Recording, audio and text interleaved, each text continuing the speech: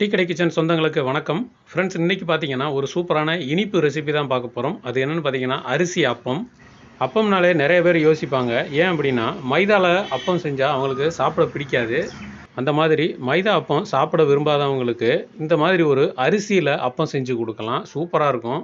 அது மட்டும் இல்லாமல் ஒரு சிலர் அப்பம் செய்கிறதுக்கே ரொம்ப யோசிப்பாங்க. ஏன்னா மற்றவங்க செய்யும்போது அப்பம் நல்லா உப்பி பெருசாக வருது, நம்ம செய்யும்போது மட்டும் சப்பி போய் வருது.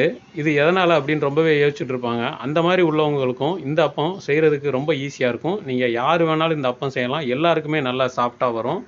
இப்போ வாங்க நம்ம அப்பம் செய்கிறதுக்கான வேலைகளை ஆரம்பிக்கலாம். இன்றைக்கி இந்த அரிசி அப்பம் செய்கிறதுக்கு நம்ம மாவு பச்சரிசி தான் எடுத்துருக்குறோம். 2 கப் அளவுக்கு, அதாவது மெஷர்மெண்ட் கப்பில் 2 கப் அளவுக்கு பச்சரிசி எடுத்துருக்குறோம். இது வெயிட்டுன்னு பார்த்தீங்கன்னா ஒரு 400 கிராம் இருக்கும். இது கூட ஒரு 4 டேபிள் ஸ்பூன் அளவுக்கு உளுத்தம் பருப்பு, 2 டேபிள் ஸ்பூன் அளவுக்கு வெந்தயம், இது எல்லாத்தையுமே சேர்த்து மொத்தமாக ஊற வச்சிடலாம். இந்த அரிசி பருப்பு எல்லாமே குறைஞ்சது 1 மணி நேரம் நல்லா ஊறணும். இப்போ ஊற வச்சு எடுத்தாச்சு. ஊற வச்சு எடுத்து நல்லா அலசிட்டு தண்ணி எல்லாத்தையும் ஈர்த்துட்டு தனியாக எடுத்து வச்சுக்கிடுவோம். அடுத்ததாக நம்ம ஊற வச்ச அரிசி அதிகமாக இருக்கிறதுனால மிக்சி ஜாரில் 2 தடவையாக அரைச்சி எடுக்க போகிறோம். நீங்கள் மெஷர்மெண்ட் கப்பில் 1 கப்பு போட்டிங்க அப்படின்னா ஒரே ரவுண்டில் அடித்து எடுத்துக்கலாம். இப்போ நாங்கள் ஊற வச்சதில் பாதி மட்டும் இந்த மிக்சி ஜாரில் சேர்த்துக்கிடுவோம். இப்போ இந்த அரிசியை மட்டும் குறகுறப்பாக அரைச்சி எடுத்துகிட்டு வந்துடுவோம்.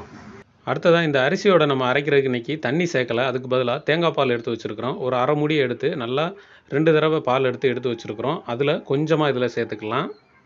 இந்த தேங்காய் பால் சேர்த்து அரைக்கும்போது இன்னும் டேஸ்ட் நல்லா தூக்கலாக கிடைக்கும். அடுத்ததாக இந்த அப்பத்துக்கான இனிப்பு நம்ம சேர்க்கணும். இதுக்கு நம்ம வெல்லம் எடுத்துருக்குறோம்.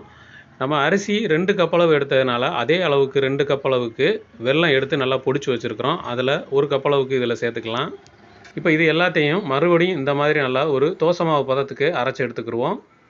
இப்போ கொஞ்சம் கட்டியாக இருக்கிற மாதிரி இருக்குது. நம்ம மொத்தமாக அரைச்சி எடுத்துகிட்டு தேவையான அளவு கொஞ்சம் தேங்காய் பால் சேர்த்து நல்லா கரைச்சி விட்டுக்குருவோம். இப்போ இதை அப்படியே ஒரு பாத்திரத்துக்கு மாற்றிடலாம். இப்போ இதே மாதிரி மீதம் இருக்கிற அரிசியவும் ஜாரில் சேர்த்து ஒரு ரவுண்டு குறகுறப்பாக அரைச்சி எடுத்துக்கிடுவோம். இப்போ இது கூட கொஞ்சமாக தேங்காய் பால் சேர்த்துக்கலாம். அடுத்ததாக மீதம் இருக்கிற இன்னொரு கப்பு வெல்லத்தையும் இதில் சேர்த்துக்கிடுவோம். இந்த இடத்துல ஒரு முக்கியமான விஷயம், 1 டீஸ்பூன் அளவுக்கு ஏலக்காய் பொடியை சேர்த்துக்குருவோம். ஏலக்காயில் நாங்கள் கொஞ்சமாக சீனி சேர்த்து அடிச்சிருக்கிறோம். அதையும் சேர்த்து மிக்சி ஜாரில் மொத்தமாக அடித்து இப்போ சேர்த்து இதில் ஊற்றிடலாம். இப்போ இன்றைக்கி நாங்கள் போட்ட அளவுகளில் எங்களுக்கு 25 அப்பம் வரைக்கும் வந்தது. நீங்கள் வீட்டில் போடும்போது 1 கப்பு போட்டிங்கன்னா கூட போதும். ஒரு 4-5 பேர் தாராளமாக சாப்பிட்லாம். இப்போ நம்ம அரைச்சி வச்சுருக்கிற இந்த அரிசி மாவு கொஞ்சம் கட்டியாக இருக்குது. அதனால் நம்ம ஏற்கனவே எடுத்து வச்சுருக்கிற அந்த தேங்காய் பாலில் கொஞ்சமாக சேர்த்துக்குருவோம்.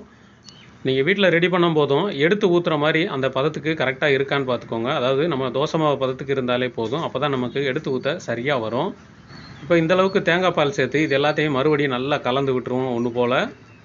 இப்போ அப்பத்துக்கான மாவு ரெடி பண்ணியாச்சு. அடுத்ததாக அடுப்பில் ஒரு பாத்திரத்தை வச்சு அதில் 1 டீஸ்பூன் அளவுக்கு நெய் சேர்த்துக்குருவோம். நெய் நல்லா உருகட்டும். இப்போ இதில் ஒரு 15 முந்திரி பருப்பு எடுத்து நல்லா பொடுசாக உடச்சி இதில் சேர்த்துக்குருவோம். இது கூடவே ஒரு 20 கிஸ்மிஸ் பழம் எடுத்து அதையும் இதில் சேர்த்துக்குருவோம். சேர்த்து நல்லா பொரியட்டும். ஒன்று போல் கிண்டி விட்டுக்கலாம். நம்ம சேர்த்த முந்திரி பழம் எல்லாமே பாதி அளவுக்கு உப்பி வரும்போதே ஸ்டவ்வை ஆஃப் பண்ணிடுவோம். அந்த மீதம் இருக்கிற அந்த சூட்லேயே இருக்கிற அந்த முந்திரி பழம் நல்லா முழுசாக உப்பி வரட்டும். இப்போ இந்தளவுக்கு வறுபட்டால் போதும். இப்போ இந்த முந்திரி பருப்பையும் கிஸ்மிஸ் பழத்தையும் எடுத்து நம்ம ஏற்கனவே ரெடி பண்ணி வச்சுருக்கிற அந்த மாவில் கொட்டிடலாம். மாவில் கொட்டி இது எல்லாத்தையும் நல்லா கலந்து விட்டுருவோம். இந்த கிஸ்மிஸ் பழமும் முந்திரி பருப்பும் நம்ம அப்போ சாப்பிடும்போது கடிப்படும். அந்த டேஸ்ட்டே பார்த்தீங்கன்னா சூப்பராக இருக்கும். ஒரு 1/4 டீஸ்பூன் உப்பு எதுக்காகனா அந்த இனிப்பை வந்து நல்லா அப்பத்துக்கு எடுத்து கொடுக்கும். அதுக்காக தான் நம்ம ஒரு 1/4 டீஸ்பூன் உப்பை போட்டு நல்லா ஒரு கலந்து விட்டு ஆட்டும் போது சேர்த்துக்கலாம். இப்போ நம்ம வந்து இந்த மாதிரி ஒரு நல்ல பிளாட்டான சட்டி அந்த மாதிரி வச்சுக்கிட்டு நம்ம அப்பமுங்கிற அளவுக்கு எண்ணெயை ஊற்றி மீடியமான அளவில் சூட வச்சுக்கோங்க. ரொம்ப சூடு இருக்கக்கூடாது. மீடியமான அளவில் சூட வச்சுக்கிட்டு மாதிரி ஒரு குழிக்கரண்டி வச்சு கொஞ்சம் கொஞ்சமாகவும் அப்படி மெதுவாக அப்படி ஊற்றினாலே அதே ரவுண்டாக வந்துடும். பக்கத்தில் கொண்டு போய் ஊற்றி எடுக்கலாம். பக்கத்தில் ஊற்றினாலே அதுவாக ரவுண்டாக வந்துடும்.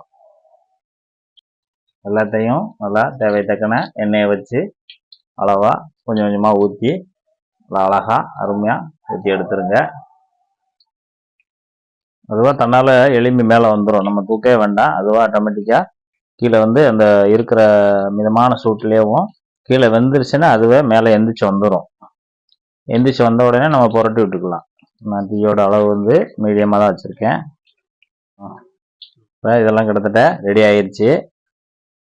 நுரை அடங்கிரும். அந்த அளவுக்கு நுரை அடங்கினாலே போதும். அந்த மாதிரி அப்படியே மிதந்துக்கிட்டே இருக்கும்.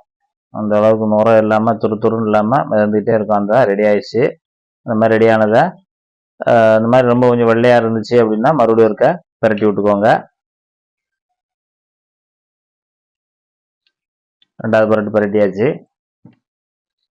இந்த அளவுக்கு நல்லா வெந்த உடனே நம்ம எடுத்துடலாம். ஒன்று ஒன்றா எடுத்துடலாம். கொஞ்சம் முருகலாக வேணும்னா நீ கொஞ்சம் விட்டு கூட எடுத்துக்கலாம். நல்லா முருகலாக வேணும், சுத்தல் முருகலாக கொஞ்சம் நல்லா முருகலாக சாப்பிட்ணுன்னு நினைக்கிறவங்க கூட கொஞ்சம் நேரம் விட்டு எடுத்துக்கலாம். அதை நம்ம இந்த இனிப்பு பலகாரம் போடும்போது முக்கியமாக எண்ணெய் புது எண்ணெய் தான் ஊற்றணும்.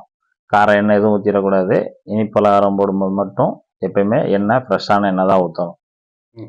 இன்னைக்கு நம்ம டீ கடை கிச்சனில் ஒரு அரிசி அப்பம் போட்டிருக்கோம். அது எப்படி போட்ட முறையெல்லாம் நீங்கள் பார்த்தீங்க. நம்மளால சுட்டு எடுத்தாச்சு. நல்லா சாப்பிட்டா நல்லா மென்மையாக அருமையாக இருக்குது. சாப்பிட்றதுக்கும்